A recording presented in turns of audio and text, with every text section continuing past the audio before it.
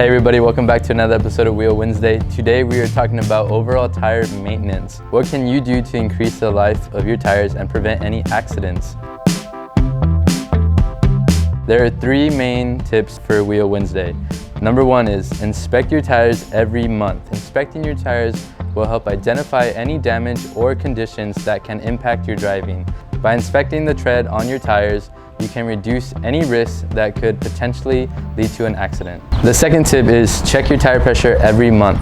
Weather conditions can affect the inflation on your tires, and it is important to stay in that sweet spot of between 33 and 35 psi. And remember to always double check with your owner's manual because that is just an average based on most passenger vehicles.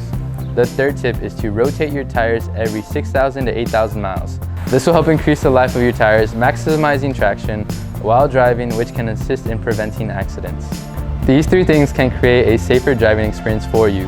At QuickLane Tire and Auto Center, we want to make sure you're driving with confidence. Visit us for a free tire inspection. Remember, we are here ready to serve.